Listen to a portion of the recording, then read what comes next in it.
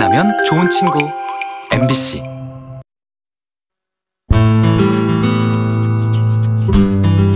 청년들은 졸업하면 일자리를 찾아 강원도를 떠날 거라고 입을 모읍니다. 65세 이상 고령 인구는 30년 뒤에는 68만 명으로 전체 강원 도민의 절반에 육박할 전망입니다.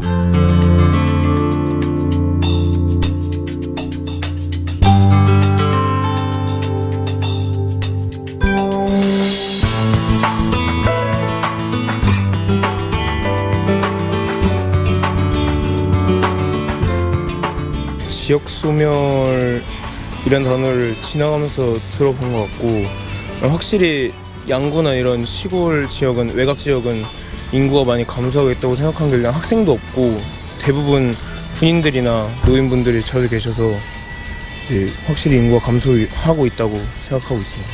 옆 부대가 많았어요. 그래서 군인들도 많고 사람들도 많았었는데 면회자들만 와도 1년에 한 몇천 명씩 왔었어요. 근데 이게 사단이 없어지다 싶으니까, 일개 사단이 없어지니까 면회자들도 없지. 양구에 사는 게 그때다 되면 아주 형편도 없어요.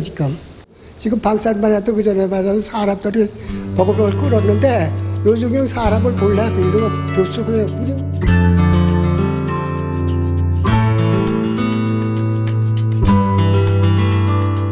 많이 듣죠. 걱정이 많이 되는데요. 너무 도시 중심으로 사니까 그런 것 같으니까, 어떤 인프라가 다 도시에 돼 있으니까 아무래도 지방 쪽에는 그런 것이 어려워서 자꾸 도시를 몰리는 것 같아요. 지방 쪽에도 그런 정책적으로 인프라를 많이 구축하면 굳이 도시로 안 가도 되지 않을까요? 신천이 없어지면 될 것 같아. 이런 좀 지방도 좀 계속 이제 정책적으로 지원을 해서 유지를 시켜야 한다고 생각합니다. 지방이 사라진다면은 그 지방에 있는 사람들조차 생각을 해보면은 그 사람들도 살짝 좀 더 발전을 원하는데 발전하지 못하고 죽어가고 있는 지방이 많다 보니까 그런 지방들을 조금 더 발전시켜야 되지 않을까, 더 이런 생각이 안 들 정도로 아예 발전시켜야 되지 않을까라는 생각이 좀 많이 듭니다.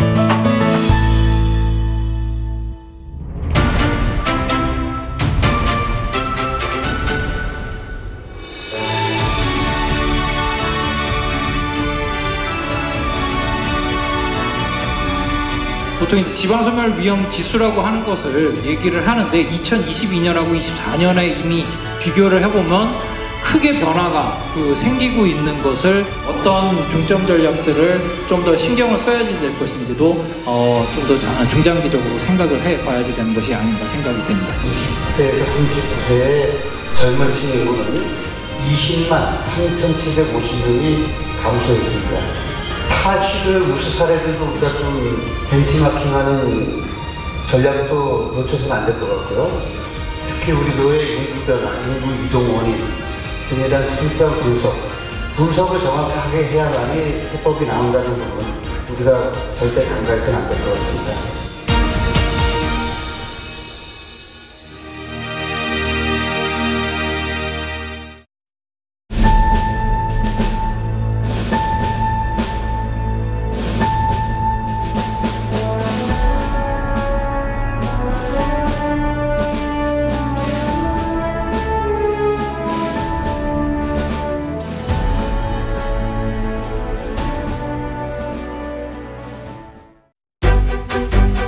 시청자 여러분 안녕하십니까. 지역소멸 그래도 희망은 있다의 정호성입니다. 저출생과 고령화 등 인구 감소로 대한민국은 인구 절벽과 지역 소멸 문제에 직면해 있습니다. 지역 소멸은 단순히 특정 지역의 인구가 줄어드는 현상을 넘어서 그 지역의 경제, 문화, 사회 전반에 걸쳐 큰 영향을 미치는 상당히 심각한 문제인데요. 강원도 역시 대다수 지역의 지역 소멸 위험도가 높아지면서 지역의 위기가 계속되는 이 시기에 스스로를 좀 돌아보고 냉철하게 현실을 파악할 필요가 있겠죠. 그래서 지역 소멸의 위기를 인식하고 해법을 찾기 위해서 4부작으로 특별 기획을 준비했습니다.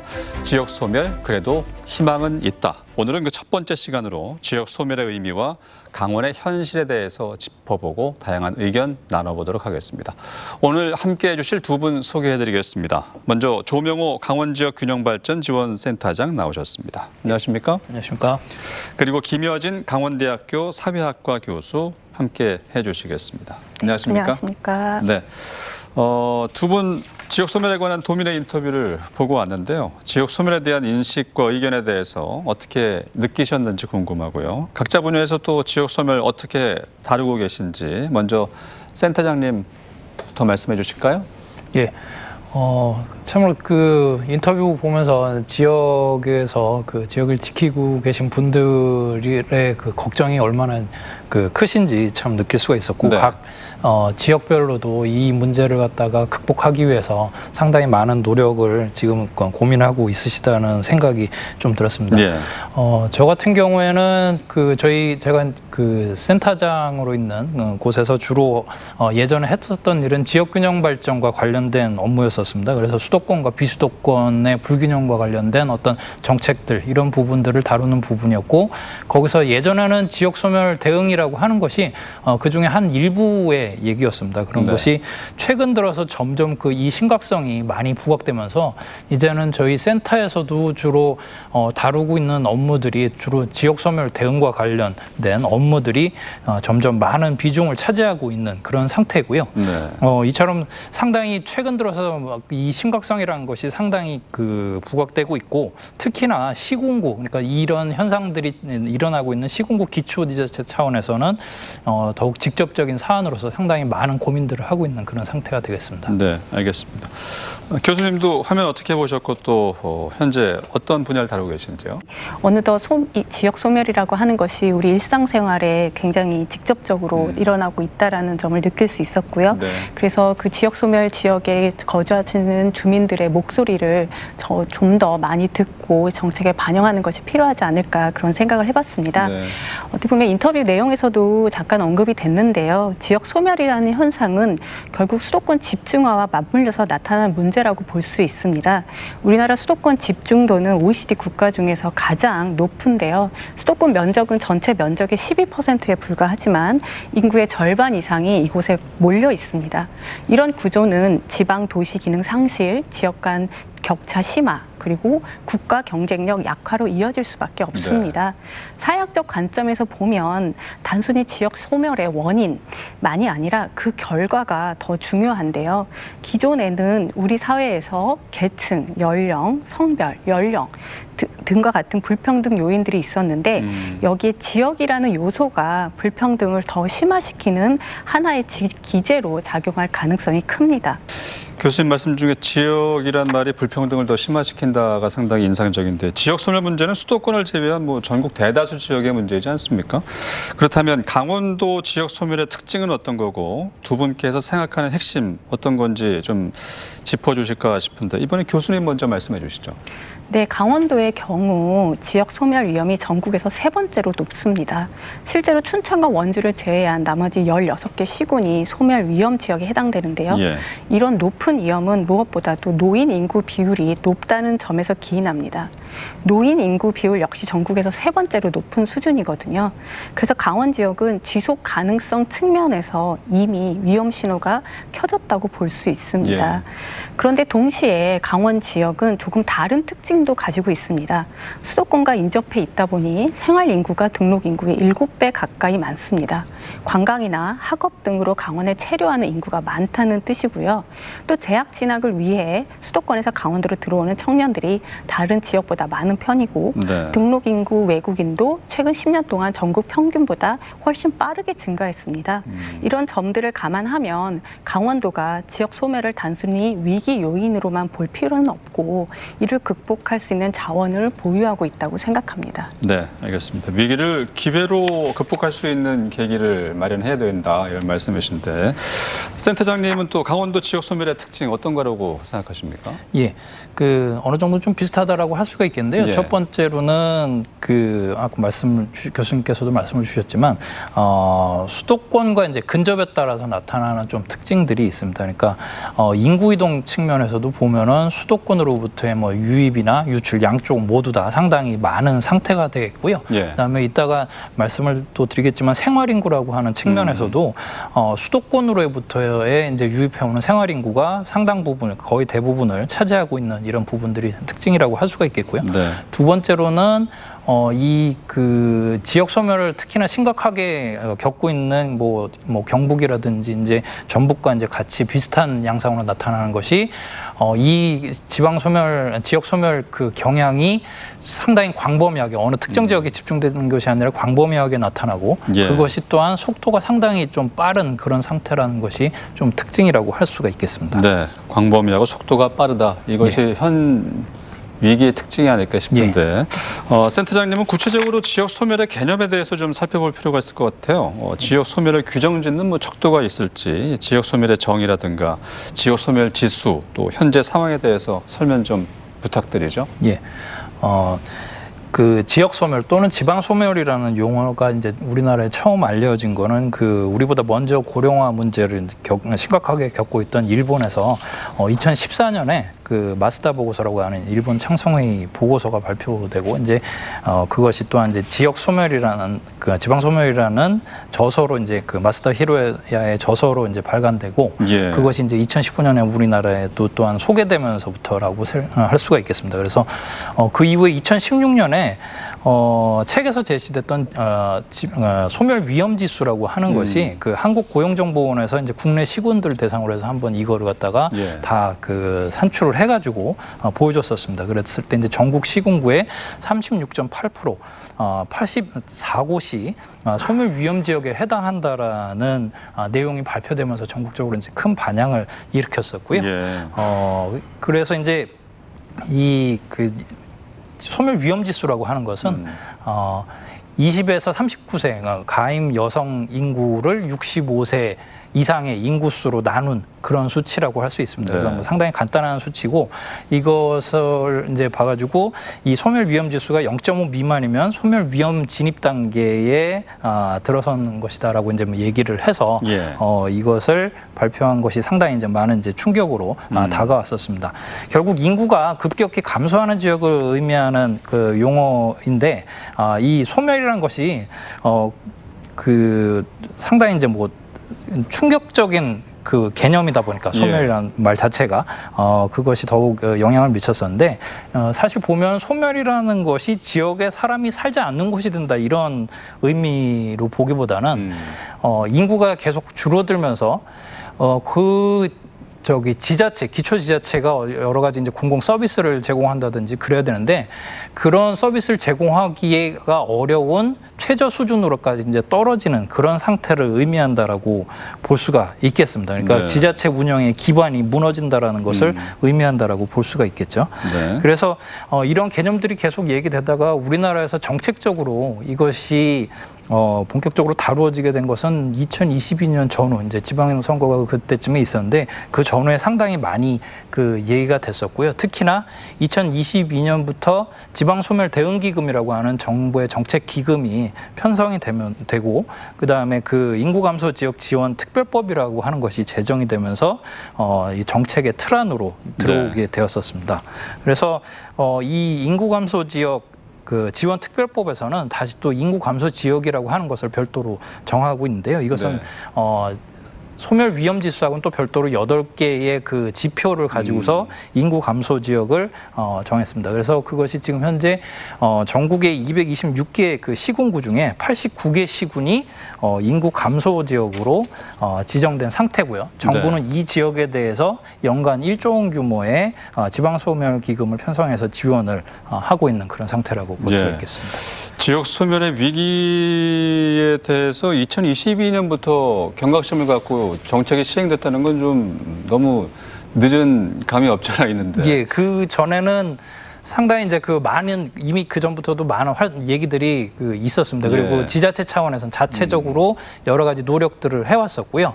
정부에서 어떤 이것과 관련된 그 직접적인 정책이 제도화되고 이런 것들은 한 그 시기 정도부터라고 보시면 될 것 같습니다. 지금부터라도 정부의 적극적인 지원 정책이 좀 펼쳐져야 될 텐데. 그러면 강원도의 경우에 이 지역 소멸에 해당되는 시군은 어떤 것들이 있고요? 각 시군 현황에 대해서도 말씀해 주실까요?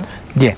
아까 말씀드렸듯이 일단 그 별도로 정부에서 지정하고 있는 인구 감소 지역이라고 하는 것이 있습니다. 이것 같은 경우에는 그 아까 말씀드렸듯이 전국에 89개 그 시군구가 지정이 되어 있는데 강원도 같은 경우에는 18개 시군구 가운데 12개 시군이 12개. 인구 감소 지역으로 지정이 되어 있습니다. 거기다가 더해서 그 법에는 정해져 있지 않지만 또 그 행정적으로 또 관리하는 관심 지역이라고 하는 것이 있습니다. 그것이 또한 그 4개 시군구, 그러니까 인구 감소 지역에는 포함되지 않지만 그 경계에 있는 지역이라고 그 볼 수 있는 지역들이 4개 시군구가 이제 포함이 되어 있는 것이죠. 그렇게 되면은 강원도 내에서 18개 시군구 중에서 춘천하고 원주 빼놓고는 모두 다 이제 그 이 인구 감소에 대한 그 지역 소멸에 대한 어떤 정책적인 지원이 필요한 지역에 해당한다라고 볼 수가 있는 것입니다. 네. 인구 감소 지역이 12개, 관리 지역 경계에 해당하는 시군이 4개, 말씀대로 16개 시군이 거의 뭐 인구 감소와 지역 소멸 위기에 직면해 있다 이런 말씀이시네요. 교수님, 강원도에서 지역 소멸 위험도가 전국 평균보다 높은 곳이 원주시 다 한 군데 유일한데 이 지역 소멸 위기 상황 정부는 또 어떻게 인식하고 있고 어떤 대응책을 마련하고 있습니까? 이미 센터장님이 좀 언급을 좀 해주셨는데요. 정부는 지역 소멸의 위기를 굉장히 심각하게 인식하고 있습니다. 그래서 아까 센터장님도 언급하셨지만 2023년도 7월에 지방자치 분권 및 지역 균형 발전에 관한 특별법, 즉 지방 분권 균형 발전법을 시행을 했습니다. 이 법에 따라 인구 감소 지역이 지정이 되고 이러한 지역을 지원하기 위한 지방 소멸 대응 기금과 인구 감소 지역 특별법이 만들어져서 운영되고 있습니다. 지방 소멸 대응 기금은 매년 1조 원 규모로 배분되고 있는데요. 아까 센터장님도 언급하셨지만 15개 광역자치단체와 107개 기초자치단체에 지원이 되고 있습니다. 인구 감소 지역 특별법의 핵심은 지자체가 지역 실정을 잘 반영해 인구 감소에 대응하고 국가는 이에 대해 행정적, 재정적 지원을 하는 구조입니다. 예를 들어 지자체가 생활인구를 활성화하기 위한 방안을 마련을 하면 정부는 이런 정책을 뒷받침하기 위해 지방 교부세 및 재정 지원을 반영하는 것입니다. 정부는 따라서 위기를 인식하고 실질적 대응책을 마련하고 있으며 지역별 특성을 고려한 맞춤형 지원을 통해 지역소멸 문제에 대응하려고 하고 있다고 볼 수 있습니다. 그렇군요. 센터장님, 중앙정부의 정책과 재정 투입도 중요하겠습니다만 지자체의 역할도 더 절실하고 중요해질 것 같습니다. 강원도는 어떻게 대응하고 있는지 현상은 어떻습니까? 강원도 같은 경우에는 아까 말씀드렸던 뭐 2022년 이전에도 그 지역의 어떤 이런 그 쇠퇴 문제 이런 부분들에 대한 상당히 관심을 가지고 있었기 때문에 지역 균형 발전이라는 그 개념 하에서 많이 대응을 해왔었습니다. 그래서 말씀드렸듯이 당초에 이제 지역 균형 발전 지원센터 저희 센터 같은 경우에도 그런 사무를 갖다가 주로 이제 많이 해왔었고요. 이런 것들이 점차 이제 지방 소멸의 심각성이 점차 증가되면서 도에서는 조직 자체도 기존의 균형발전과에서 지역 소멸 대응 정책관실로 확대 개편을 하면서 이전에 이제 지역 균형 발전 정책뿐이 아니라 저출산 고령화 대응이라든지 청년 인구 유치, 외국인 그리고 생활 인구 이런 부분들과 관련된 포괄적인 인구 정책들을 수행을 해 나가고 있습니다. 그 다음에 특히나 이제 특징적인 부분은 강원형 생활 인구 정책으로서 이제 생활 도민 강원 생활 도민 제도라는 것을 이제 시행을 하게 됐습니다. 그래서 올해부터 시행이 되고 있는데요. 이 생활인구 정책 같은 경우에는 올해 이제 그 5월부터 시작이 됐는데 뭐 언론에서도 많이 나왔지만 이제 그 100일 만에 그 가입자 12,000명을 달성했다. 이 생활도민제도란 건 결국은 아까 말씀드렸던 생활인구를 좀 확대시켜 나가자. 보다 이제 도와 연관을 지을 수 있는 생활인구들을 확대시키자는 차원에서 여러 가지 등록한 그 생활도민들에게 혜택을 제공하는 그러한 제도라고 할 수가 있겠습니다. 네. 또한 이제 지금 아까 저희 센터 같은 경우가 전국 시도 중에서는 그 강원도가 이제 선도적으로 지방 소멸에 대응하는 어떤 중간 지원 조직으로서의 역할을 저희 센터에 부여했던 것이 있고요. 그래서 저희 센터 같은 경우에도 지방 소멸 대응 기금의 활용을 위한 광역 투자 계획의 수립이라든지 기초지자체가 이 그 지방 소멸 대응 기금을 어떻게 활용할 것인지에 대한 계획을 수립하는 데 있어서의 컨설팅 그리고 여러 가지 지원 공모 사업들에 대한 컨설팅 이런 것들을 저희도 수행을 하고 있습니다. 네, 지자체 역할과 강원도의 대응 정책을 살펴봤고 그러면 인구 현황을 좀 봐야 될 것 같아요. 통계청에 따르면 오는 2050년에 강원도 총인구 150만 명 선이 무너질 거다 이렇게 예측을 했습니다. 인구 절벽이 가팔라지면서 출생 인구에만 기댈 것이 아니라 새로운 인구 대안을 좀 고민해야 되지 않을까 싶은데 그렇다면 지역 소멸이 곧 인구 감소인 것인지 지역 소멸 자체를 새로운 현상으로 보고 앞으로 함께 희망적인 미래와 대응책을 좀 살펴볼 수는 없을지 이런 부분에서 의견 좀 듣겠습니다. 센터장님 의견 어떻습니까? 예, 얘기 드렸듯이 그 지역의 인구가 완전히 뭐 제로가 되는 상황이라든지 그런 것이 아니라 기초 지자체가 유지될 수 없는 인구 수준 아래까지 떨어지는 그런 위기 상황을 갖다가 얘기를 하는 것이고요.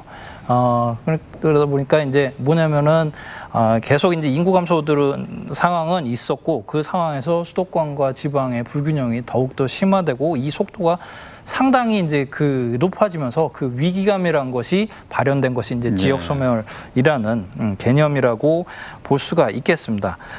그렇다면 이게 인구 감소만으로 이제 얘기되는 것이냐라고 봤을 땐 그 지역 소멸이 야기시키는 문제는 인구 감소로 시작해서 아주 여러 방면으로 이제 문제를 일으키게 되는 겁니다. 결국은 우선은 지역의 경제 활력을 떨어뜨리고 그렇게 되면은 지역에 대한 투자가 줄어들면서 지역의 어떤 환경이라든지 인프라 이런 부분들의 문제를 일으키고 그러면 지역의 매력도가 떨어지면서 다시 지역의 정주 의사가 떨어지게 되면서 다시 인구 감소로 이렇게 악순환이 일어나게 되는 것이죠. 그렇기 때문에 단순히 인구 감소, 하나의 지표가 떨어진다라는 문제가 아니라 전방위적인 문제를 일으킨다라고 볼 수가 있겠고요. 다만 이러한 그 지역 소멸이라는 개념이 나타나게 된 것은 결국은 그 정부 차원에서 아까 말씀드렸듯이 문제의 심각성이란 것을 더욱 인식할 수 있도록 만드는 하나의 이제 계기가 된다라고 볼 수가 있을 것 같습니다. 그렇기 때문에 정부 차원에서도 좀 더 적극적인 정책을 이제 시작을 하게 된 것이고 그런 데 대해서도 지역에서 이 지역 소멸이라는 것을 가지고서 더욱 더 그 지역에 대한 투자에 대한 목소리를 낼 수 있는 수단이 생겼다라고도 볼 수가 있겠습니다. 네, 알겠습니다. 교수님은 인구 감소는 곧 지역 소멸이다. 여기에 대한 의견 어떠신지요? 센터장님이 뭐 이렇게 말씀을 잘 해주셨는데요. 저 또한 인구 감소가 곧바로 지역 소멸로 이어진다라고 단정할 수는 없다고 봅니다. 인구 감소는 지역 소멸의 한 요인이긴 하지만 모든 지역이 똑같은 속도로 소멸하는 것이 아니거든요. 결국 인구 감소가 지역의 기능, 경제, 복지 등 전반적인 쇠퇴를 유발하기 때문에 지역 소멸이라는 표현을 쓸 만큼 관련성이 높긴 하지만 실제로 지역 소멸은 단순히 인구 감소만의 문제가 아닌 다양한 요인들이 얽혀있는 복합적인 현상입니다. 따라서 지역 특화 산업을 육성하고 생활 여건을 개선하는 등 지역 자생력과 경쟁력을 높이는 다각적인 접근이 필요합니다. 특히 지역 소멸은 수도권 집중화와 맞물려서 나타나고 있기 때문에 특정 지역만의 문제로 볼 수 없고 전국적인 현상으로 이해하는 것이 중요합니다. 즉 한 지역에서는 인구가 줄어 소멸 위험이 높아지는 반면 다른 지역은 과밀화되는 구조가 생긴다는 점을 함께 인식해야 합니다. 이러한 이해를 바탕으로 지역 소멸 대응 정책과 수도권 과밀화 억제 정책을 유기적으로 연계해 내에서 시행할 때 정책의 효율성과 실효성을 높일 수 있다고 볼 수 있습니다. 네. 전국적인 공통 현상 속에서 우리 지역면의 자생력을 좀 갖출 필요가 있겠는데 인구 절벽 시대 인구 감소의 위기감을 단순히 강조할 것이 아니고 유입과 복원을 위한 노력도 이어져야 될 것 같습니다. 인구 유입 측면에 있어서 중심이 될 만한 또 눈여겨보는 계층이 따로 있을까요? 인구 유입 측면에서는 단기와 장기 계획이 모두 필요하다고 볼 수 있습니다. 단기적으로는 이제 소위 말하는 신중년, 즉 베이비 부머 세대와 이주 배경 인구가 핵심 계층이고요.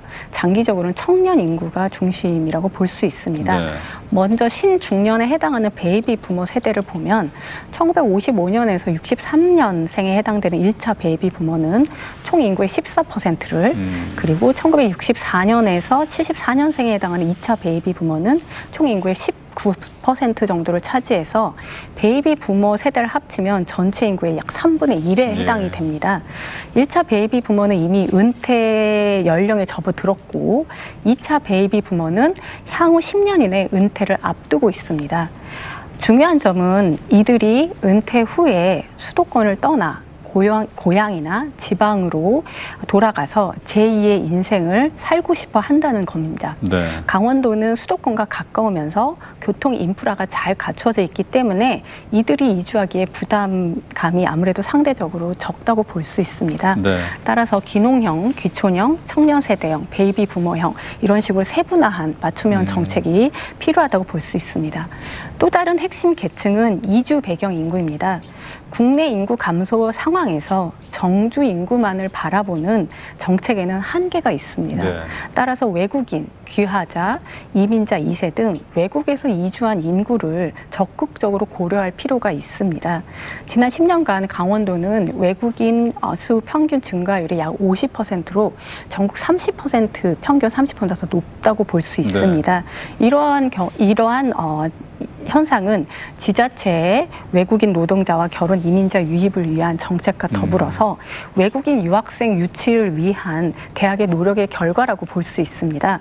강원대학교의 경우 글로컬 사업과 라이즈 사업을 통해서 외국인 유학생 유치와 정주 지원을 위한 여러 가지 정책들을 시행을 했고 따라서 단순히 유학생을 받는 것이 아니라 취업과 지역의 정주를 연결해 지역 인적 자원을 육성하고자 노력하고 있습니다. 예. 이러한 접근이 바로 강원도 인구 유입 정책에서 눈여겨봐야 할 핵심 계층이라고 볼 수 있습니다. 네, 신중년층과 이주 배경이 앞으로 인구를 유지 또는 증가시킬 수 있는 네네. 핵심 계층이다라고 말씀해 주셨고 센터장님은 또 마찬가지로 중심이 되는 계층이나 주요 계층에 대한 의견이 있으신지요?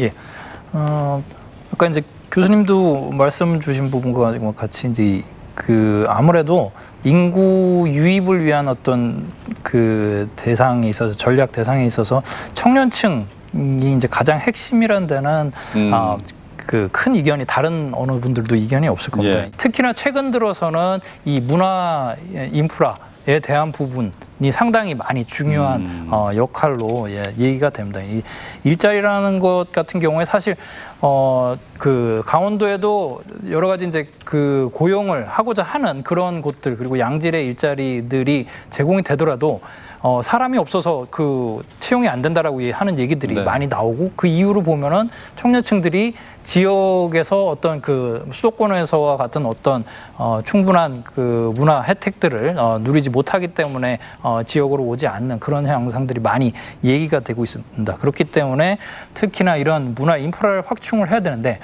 그것이 수도권과 일반적인 도시적인 문화 인프라로 이 경쟁을 하면 당연히 수도권을 이길 수가 없겠죠. 그렇죠. 결국은 뭐냐면은 지방에서 제공할 수 있는 좀 다른 식의 문화 인프라들을 제공해야 되는 것이고 그럴 때 이제 보통 많이 얘기되는 것이 문화 여가 차원에서의 인프라, 지역의 어떤 고유의 자원들을 활용한 문화 인프라를 제공하는 것이 많이 얘기가 되고 있습니다. 그래서 그런 차원에서 가장 이제 눈여겨볼 부분이 아까도 말씀드렸던 양양 같은 경우에 많이 이제 청년들이 찾는 이런 것들이 결국은 정조하고도 이제 연관이 되는 그런 문화 서비스들을 제공하기 한다라는 볼 수가 있기 때문에 이런 부분을 좀 신경을 써야 될 부분이 있고요. 네. 그 다음에 아까 말씀드렸듯이 이제 좀 더 이제 2세대까지 갖게 되는 청년층들을 위해서는 특히나 강조되는 부분이 교육과 돌봄에 대한 부분. 그래서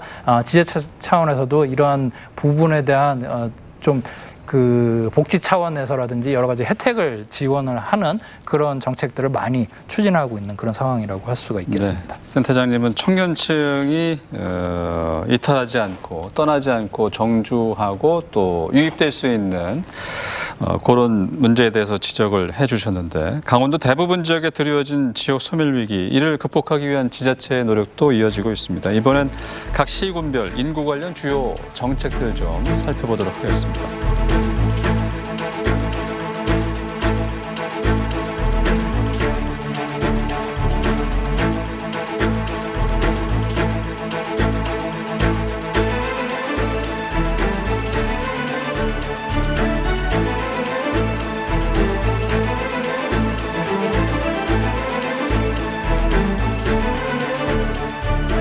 인구를 늘리기 위한 다양한 정책들 가운데 양구군에서는 타 지역 학생을 대상으로 하는 지역 소멸 대응 프로그램을 진행하고 있다고 합니다. 어떤 프로그램인지 영상으로 먼저 보시죠.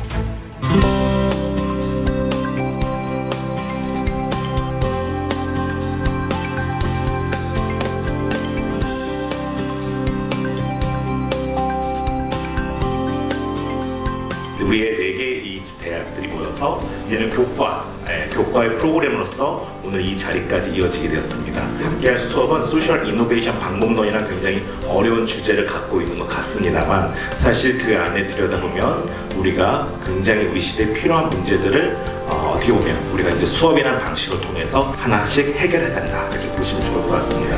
청춘 양구에 오니까 다시 뭔가 생동감이 느껴집니다. 바로 이런 양구가 갖고 있는 생동감 그것이 바로 어떻게 보면 재생 왜 보면은 청춘이랑 이렇게 연관이 되는지가 약간 궁금하거든요. 이성계 문자 광고관 소개해 주시면서 이성계의 어떤 발언문, 그 문헌을 조금 더 자세하게 설명해 주실 수 있을지. 이 프로그램의 경우에는 노원에 있는 4개 대학교가 연합해서 양구군의 인구 소멸 문제에 대한 여러 가지 과제에 대한 해결책을 내놓는 과목입니다. 그래서 이제 팀 활동을 기본적으로 하고 있고 이 팀 활동을 통해서 각 팀별로 어떻게 문제를 해결할 수 있는지 그런 방법을 제안하는 그런 활동을 진행하고 있는 걸로 알고 있습니다. 여기가 수달이 유명한 곳이라고 들었습니다. 그렇게 자연 경관도 예쁘고 또 여기에 있는 그런 각 고유한 역사도 있는데 이런 것들이 사라지면 매우 안타까울 것 같다는 생각이 들어서 이번 프로젝트를 통해서 인구 소멸 문제를 해결하는 방법을 제시하고 또 제가 기존에 알고 있던 인구 소멸 문제의 개념을 조금 더 활용하고 또 아니면 새로운 내용들을 배우는 그런 시간을 갖고자 참여하게 되었습니다. 제가 이거 한다고 했을 때 아빠 강화 사람이신데 강화도 이런 거 해보지 했으면 좋겠다 이런 방안이 있어야 될 텐데 이런 식으로 말씀하셔서 이게 자기의 고향이나 평생 살아가던 터전이 좀 인구가 없어서 이렇게 문화가 이어지지 않는다는 그런 문제가 조금 당사자들에게 심각하다는 걸 좀 느껴서 이게 도움이 된다면 마을 지역 축제를 조금 활성화하는 방안을 탐구해보고자 신청을 하게 되었고 그렇게 청년들의 유입을 하는 방안을 고안하면서 지역 소멸 문제를 해결하는 데 기여해보고 싶습니다. 저는 일단 관광 분야에 계속 흥미가 있었는데 이런 관광 분야도 중요한 게 뭐 지역 지방 소멸이라든지 이런 지자체를 살리는 게 중요하다 보니까 그런 지역 관광 자원을 통해서 지방을 활성화시키는 쪽으로 기여를 해보고 싶습니다. 서울로 오는 청년의 인구가 갑자기 몰리고 그러다 보니까 이제 고령인 노인분들이 지방에 많이 배치가 되고 이제 농촌이나 이런 데는 젊은 사람의 유입이 없으니까 지역 소멸이 좀 우려된다 이런 식으로 기사나 뉴스에서 많이 접해본 것 같습니다. 언론의 인구 소멸 같은 게 자꾸 언급되는 이슈 중 하나더라고요. 이래서 다른 SNS 같은 경우도 인구 소멸에 대해서 어떠한 대책을 정책을 세우고 있는지에 대해서 잠깐씩 확인할 수 있는 정도로 이렇게 계속 지켜봐 왔는데, 사회를 개선시킬 거는 젊은 2030 세대들의 다양한 생각을 통해서 진행이 되는 거라 생각을 해가지고 같이 한번 참여하게 되었습니다. 저희 내부에서 보는 양구보다 이제 외부에서 보셨을 때 양구의 새로운 점, 잠재력 이런 거를 같이 좀 고민해 주실 수 있는 시간이 됐으면 좋겠습니다. 정춘 양구! 미래 양구! 양구군 자치행정과 인구정책팀장 최보경입니다. 네, 저희 양구 대표적인 사업으로는 청년과 지역을 연결하는 양구사랑 아카데미가 있고요. 또 2027년 동서고속철도 개통을 앞두고 추진 중인 양구 역세권 개발 사업이 있습니다.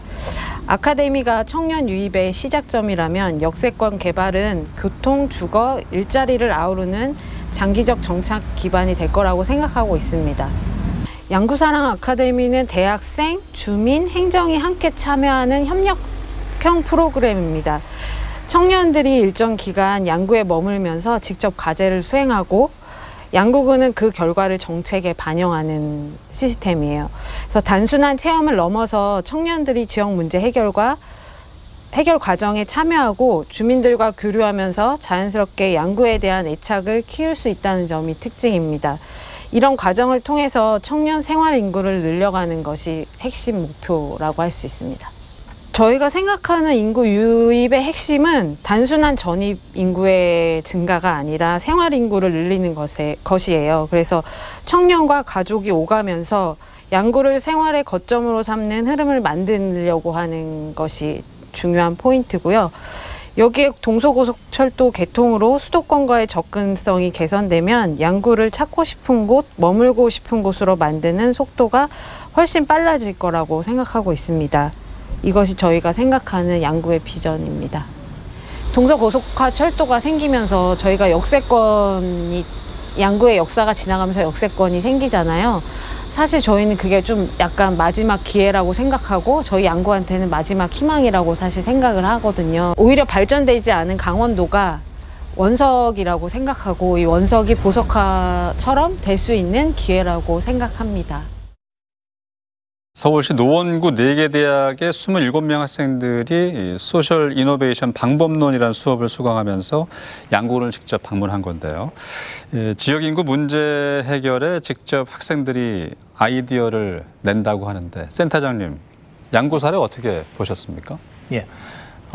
이런 프로그램을 한다고 해서 이것이 곧바로 어떤 지역의 어떤 생활 인구라든지 인구 유입으로 이어지거나 그러지는 않을 겁니다. 예. 그렇지만 이것이 이제 갖는 의미를 제가 생각해 볼 때는 기존의 어떤 정책들이란 것이 그 지역에서만 이 문제를 갖다가 해결하기 위해서 노력하는 것이 아니라 그 카운터파트인 수도권의 어떤 뭐 지역이라든지 뭐 대학이라든지 이런 것과 같이 이 문제에 대해서 뭐 협력을 해 가는 하나의 프로세스를 만든다라는 데서 상당히 의미가 있을 것 같고요. 각 시군의 지역 소멸 대응 사례를 살펴봤다면 강원도 차원의 대응을 좀 짚어봐야 될 것 같습니다. 행정안전부는 지역 주도의 인구 감소 대응 성과를 공유하기 위해서 2024년 지자체 인구 감소 대응 우수 사례 경진 대회를 개최한 바가 있는데요. 광역시도에서는 강원특별자치도와 전라남도 또 경상북도 이 3개의 지자체가 우수 사업으로 선정이 됐습니다. 강원도는 전국 최초로 필수 의료 지원 전담 팀을 구성해서 도내 의료 취약지 등의 분만과 소아청소년과 산부인과 등 필수 의료 서비스 체계를 구축한 바 이런 사례를 발표했는데요. 강원도 의료 사례뿐만이 아니고 도시 환경이나 산업 등등 지역을 구성하는 다양한 요소들을 좀 개선한다면 지역 소멸을 극복하는 데 긍정적인 반영을 일으키지 않을까 싶습니다. 교수님, 최근에 중요성이 대두된 부분이나 또 강원도가 강점을 가질 수 있는 부분이 있다면 말씀해 주실까요? 강원 지역의 특수성을 꼽자면 뭐 여러 차례 언급이 됐지만 수도권과의 근접성과 잘 갖춰진 교통 인프라라고 볼 수 있습니다. 청년층 유출이 어떻게 보면 지역 소멸 문제에서 가장 중요하지만 강원도의 경우에는 다른 지역과의 차이가 있습니다. 2021년 인구 구조 변화 대응 실태 감사원 보고서에서 15에서 19세 학생이 대학 진학이 이루어지는 20에서 24세가 되는 시점에 시도별 인구 변화를 분석을 했는데요. 네. 이 시기에 수도권을 제외한 지방 지역에서 유일하게 강원도만의 인구가 증가했습니다. 결국 수도권 학생들이 대학 진학을 위해 강원도로 이동한다는 의미입니다. 네. 하지만 이들이 25세에서 29세가 되는 시점, 즉 졸업 후 취업을 하게 되는 시점에는 다른 지방과 마찬가지로 인구 감소 현상이 나타났습니다. 결국 졸업 후에 수도권으로 이동하는 것이죠. 그래서 강원 지역에서는 대학에서의 학생들을 교육을 할 때 학생들로 하여금 대학 그 지역에 대한 공동체라든지 지역 문제에 대한 관심을 가질 수 있는 교육을 해서 지역에 대한 관심을 더 고취를 시키고 졸업 후에도 지역사회에 관심을 갖고 머물 수 있는 네. 양질의 일자리 제공이 특히 중요하다고 볼 수 있습니다. 네. 또 다른 강점은 여러 차례 언급이 됐지만 생활인구입니다. 생활인구. 네, 2024년 기준 강원도 생활인구는 약 376만 명으로 정주인구보다 7배가 많습니다. 생활인구는 인구 활력 증진에 굉장히 중요한 역할을 합니다. 현재 강원도에서는 생활인구 확대를 위해서 각종 정책, 예를 들어 강원 농어촌 유학이라든지 강원 워케이션 활성화 사업 등을 시행하고 있습니다. 네. 어떻게 보면 중장기적으로 생활인구를 정주인구로 전환할 수 있는 정책 발굴이 필요합니다. 네. 결국 강원도는 수도권과 근접한 입지와 높은 생활인구를 강점으로 삼아서 청년층 유출 방지와 생활인구의 정주 가능성을 고려한 전략이 필요하다고 볼 수 있습니다. 네, 이런 강점을 더 부각시키기 위해선 강원도가 요즘 펼치는 교통인프라 확충, 여기에도 네. 공을 들여야 되겠네요. 네네. 센터장님께서는 이 문제 어떻게 보시는지요? 네,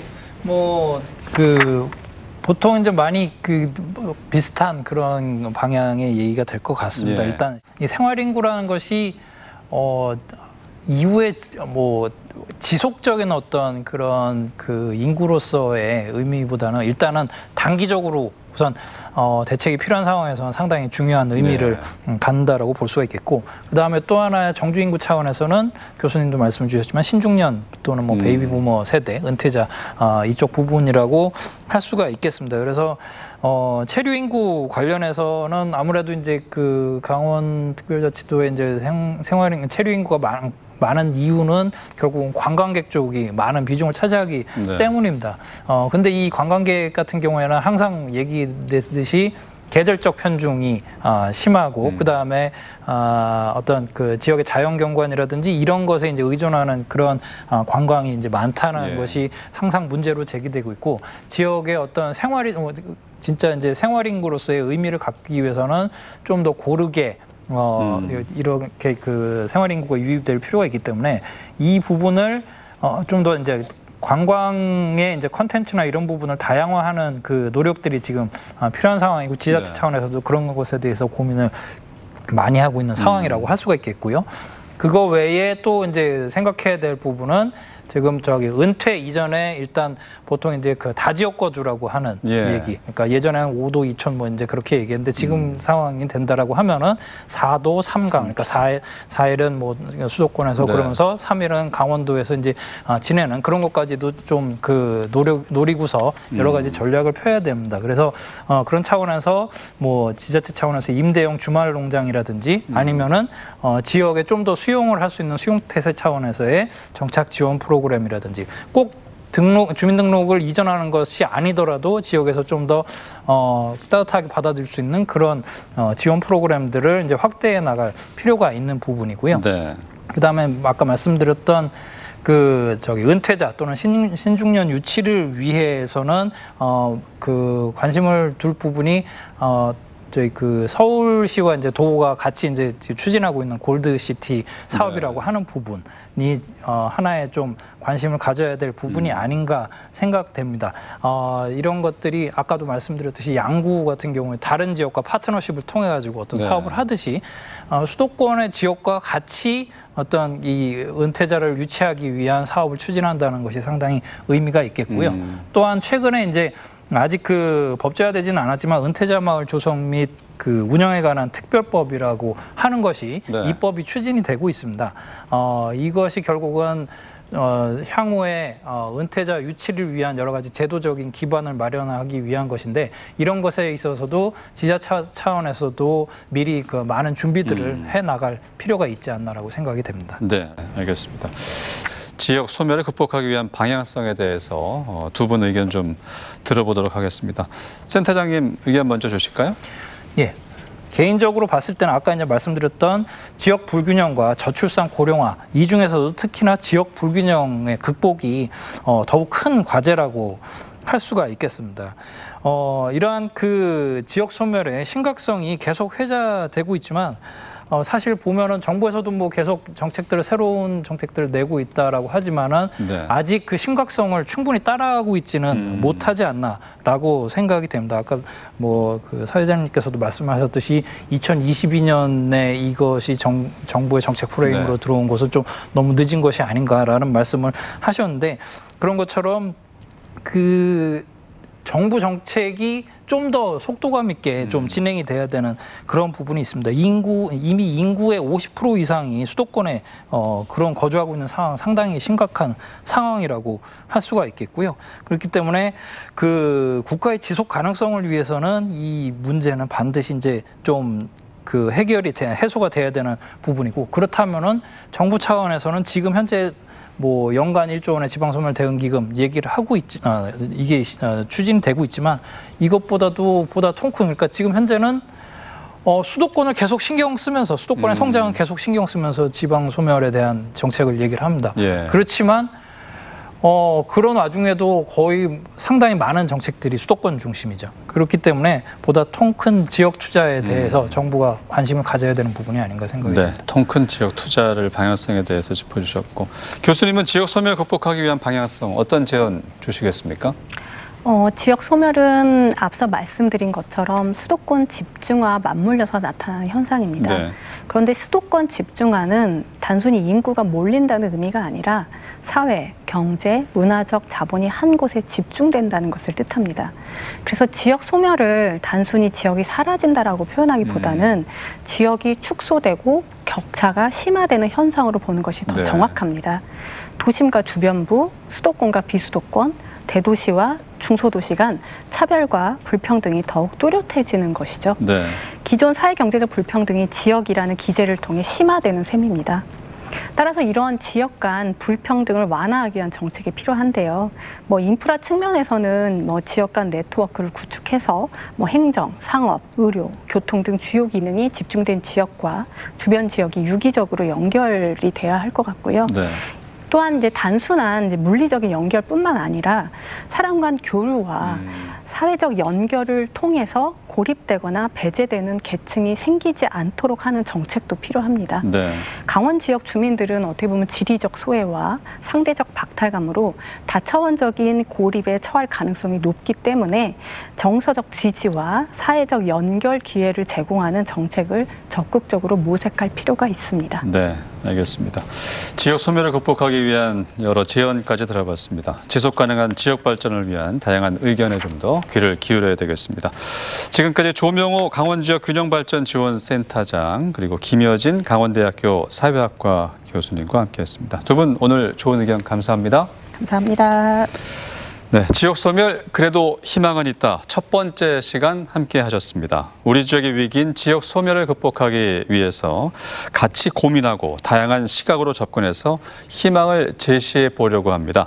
육아 지원, 여성 친화 정책과 저출생 극복의 희망, 그리고 일자리 정책과 청년이 찾는 강원의 희망, 생활인구와 새로운 인구 개념의 희망이란 주제로 앞으로 3회에 걸쳐서 각 분야의 전문가를 모시고 심도 깊은 의견 나눠보도록 하겠습니다.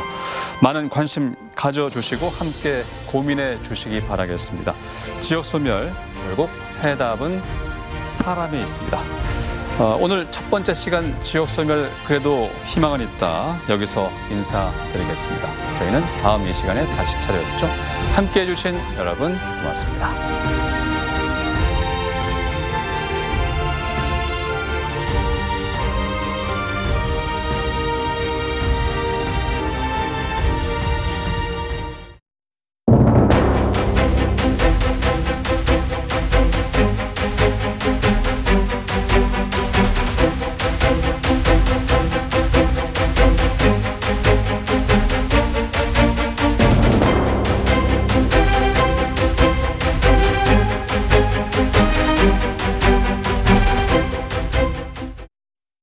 함께하면 좋은 친구 MBC